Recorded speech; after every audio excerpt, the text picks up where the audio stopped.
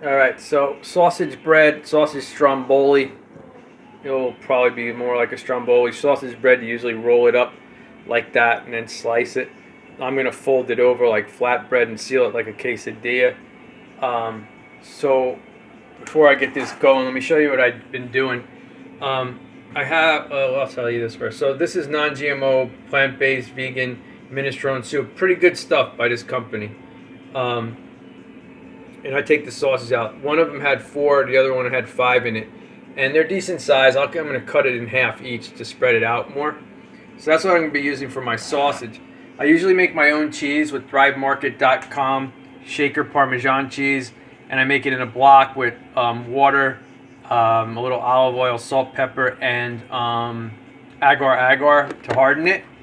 This is not bad, but I like my cheese better the way I do it, to be honest with you. This is also not a recyclable container.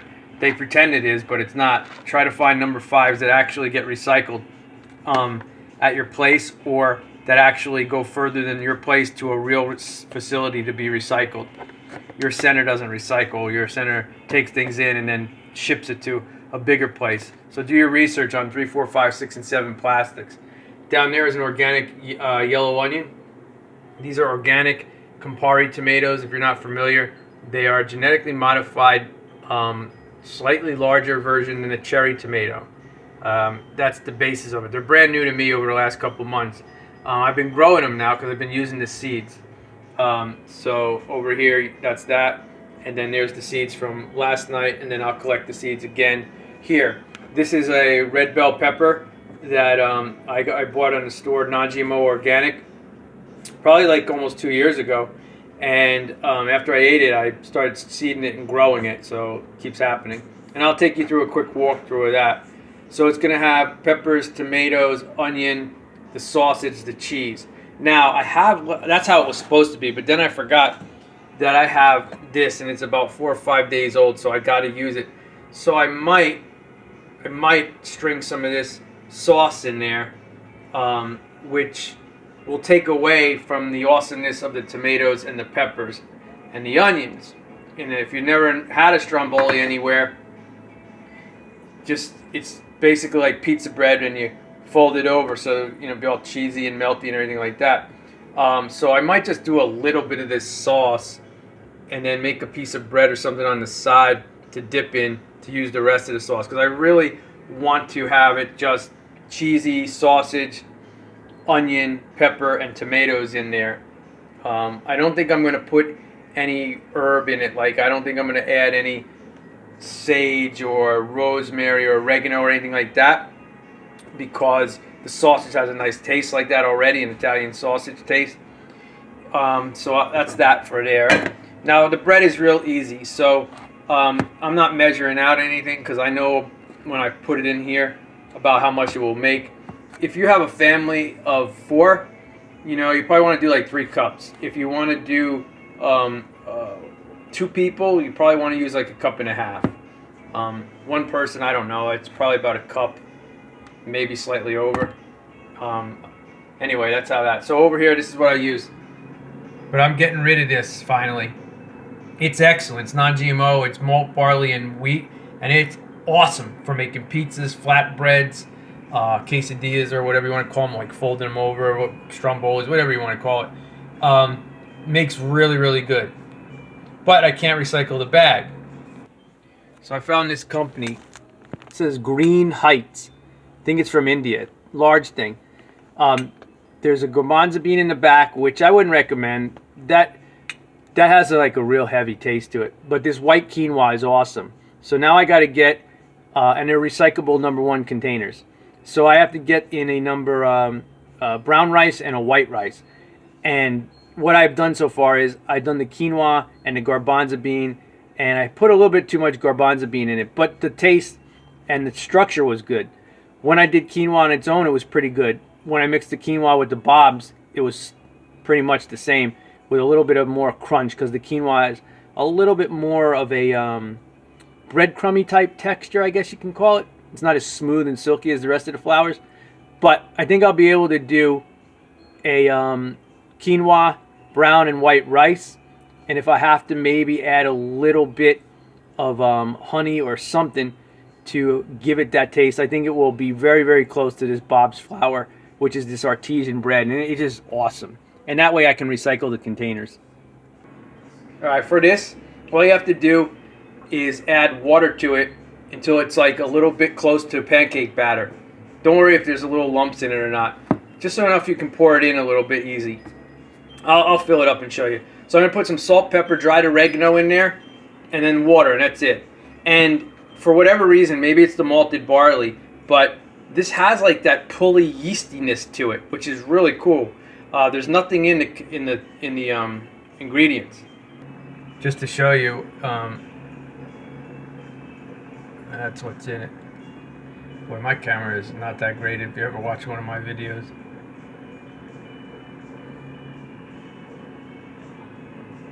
Alright, it says wheat flour, malted barley, iron, niacin, riboflavin, folic acid, and thiamine. Oh, there it goes. So after you mix it up, even though you get it to like a watery consistence, not watery but liquidy, then you put it in the pan. If you let it sit in less than 2 minutes, it will have that yeasty pull to it. Alright, so real quickly, I forgot to tell you, you could do this as like a white pizza. You could just put the cheese down, the sausage down after the bread's cooked, and this, and the onion, and make it like a white pizza. I'm going to do that, but I figured I'll just tell you now why I have this going, because that was my other idea that I was going to do with it. I forgot what else I've done with it. If I did a regular pizza with it or something, I got to remember. But anyway, you can do a white pizza with it, and that would go real well too. Alright, so you just get it like that. Now remember, you heat your pan ahead of time and then pour this in, because it will turn to like a yeasty type bread almost, and it will start pulling like. It's pretty neat. Alright, so I cut up some sausage. Probably won't even use all that once I have to fold it over. And then I cut up some onion. Alright, so I noticed when you want to flip them or squish them together, you got to make them a little thinner. So keep that in mind. If you make it too thick, you won't fit a lot in, and it might break. The bread might break.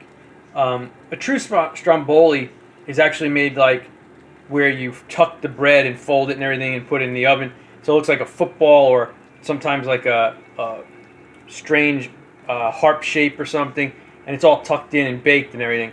This is just going to be folded over and crimped as best I can in the pan. So, you know, Stromboli, quesadilla, sausage bread, whatever you want to call it. But once this gets going a little bit, I won't let it go too long, and then I'll flip it, and as that's getting going, I'll add all the stuff. Then I'll crimp it together and as best I can. And this is the first time I'm trying this with sausage and everything. It's a little thick and bulky, so it might not work out that great. In the past, when I used like jackfruit and stuff like that, it was a little thinner. I had to get used to using a little bit of less of stuff to flip this over. It may look that big, but it's maybe like 8 inches around this. So you can't fit a lot once you crimp it over. But if you like this, you could just do it on top, like I said, and melt everything together like a white cheese pizza. So I don't know if I said it or not, but this soup's pretty good. It's not that spicy or anything like that. So if you're into trying vegetarian or vegan stuff, look into that. It's really good. Alright, so that's what I did. Now I'm going to try to fold it over and crimp it a little bit. I'm going to have to push some of this back a little bit and then crimp it. And that's what it's going to look like. So I decided to leave the sauce off for now. And when I'm done cooking this, I'll explain something else that I did with the sausage and what I'm going to do next. Alright, so the bread cracked a little bit, which happens sometimes. I'm not perfect at doing that, but it still looks like it's going to seal and hold up pretty well. And what I'll do is I'll let it crisp up now, and then once it crisps, I'll carefully flip it, crisp up the other side. And if I have to, I'll put the top on just for a minute or two to heat everything. If it looks like it's not going to melt. So yeah, that looks like it's going to be pretty damn good. Okay, so I remember what I did with this sausage. I took sausage, onion, and maybe pepper or something, and I put it in the right here in the batter, and I made the bread, like just made it like that, and let it look like a pizza shape, and it cooked all in and it covered everything up. Oh, it was good. It was really good. So that is what I'm going to do. I'm going to put that with some onion and the sausage in there and the pepper, and I'm going to cook it up as a bread like that.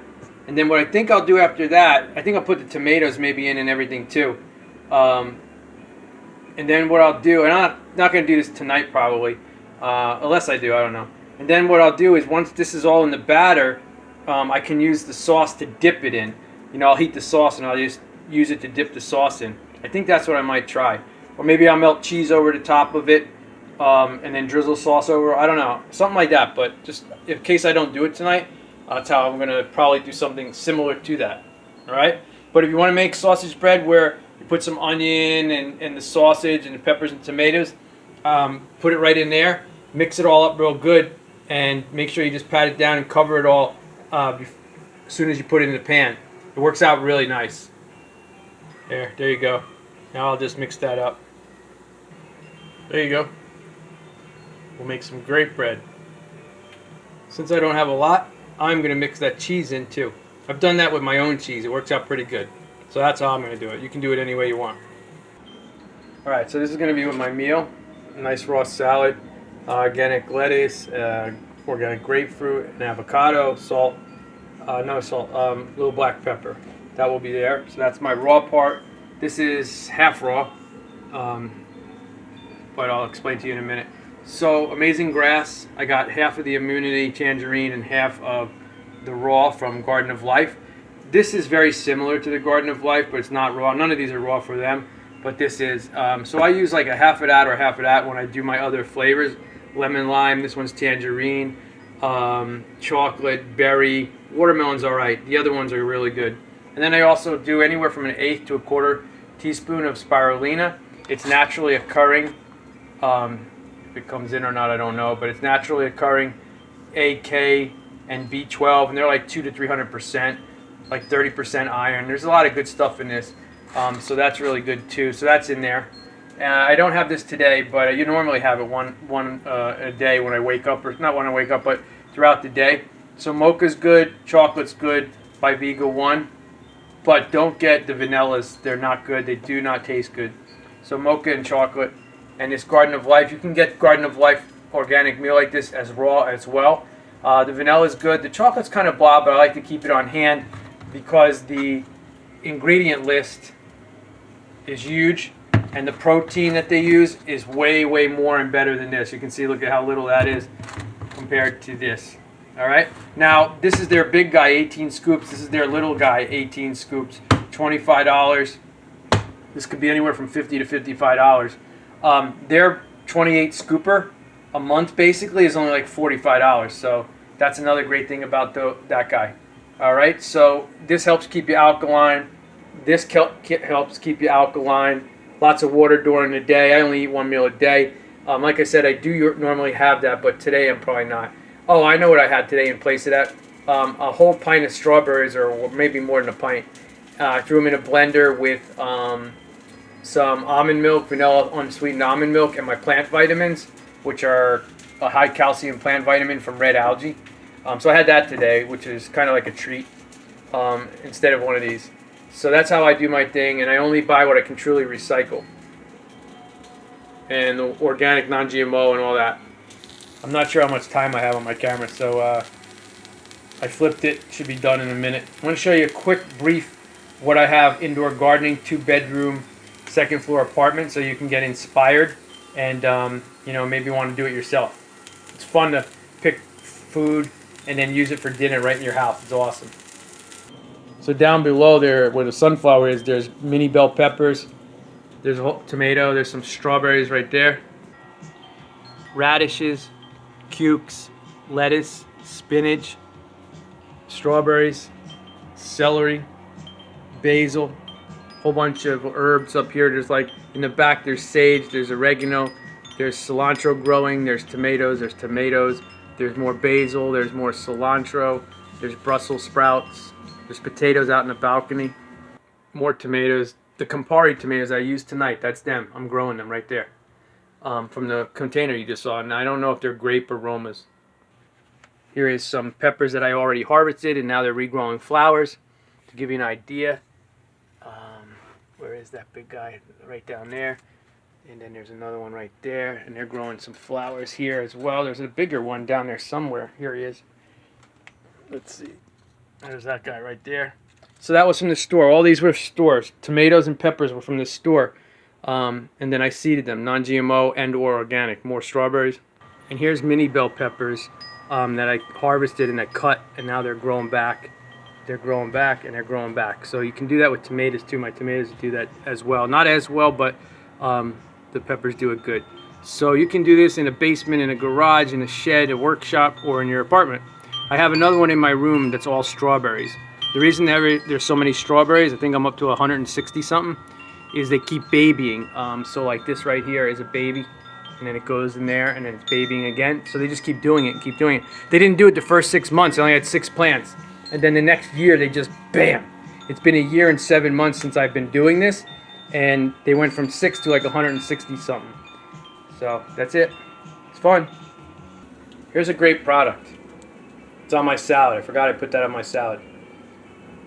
It's vegan shaker cheese. Here's the ingredients if you can see it. And there's the vitamins and stuff. It's kind of hard to see it, but you're looking at 40, 50, 30, 35% B12, B6, riboflavin, niacin. So you can check that out. All right, very garlicky. Just gonna throw the top on for like a minute or two. Looks like it's coming out really good. All right, so that's how it looks. I'll cut it in a minute. I'm just gonna let it cool for a moment. All right, so there is the bread I told you. I'll cook this now, and then I'll have it probably tomorrow with maybe a salad. I'll probably have a salad again with this, and that way I have it on this video so people can see it. Remember, you can do it open face like a pizza with cheese. You can do a regular pizza, or you can do a white cheese pizza with all this stuff. So it's still hot, but I just wanted to show you that camera tunes in that the cheese does melt. Some parts didn't, but the cheese melts. My cheese melts really good. This usually melts really good too. I can see most of it melted nice in there. I just wanted to kind of show you what it looked like. I gotta let it cool off before I even try to eat that. I just took a bite out of that. Still really hot. It's good. Really good. If you were a Stromboli person, I don't know how much they do that on the West Coast, but Jersey, New York, Philly, Boston, Staten Island, Long Island, stuff like that. Normal thing in every pizzeria. And I used to order, sometimes I get a giant Stromboli filled with usually like green peppers, red peppers, onions, sausage. I get extra cheese, and they give you a side of tomato sauce, pasta sauce, or whatever, pizza sauce on the side. Now I do it vegan style, and it's good. Really, really, really good. So that's it. Yeah, I think that's all I wanted to share with you. And like I said, here, let me do this. I just flipped it, so now you can see what it's like. Some of that white stuff is the cheese. Alright, so you can make it like this too, alright? Thanks for watching. Lots of love to you all. Do your best for the planet. Do your best for yourself. Do your best for everybody else. Unconditional love for all life forms. Alright? Lots of love to you all. Thank you. Bye.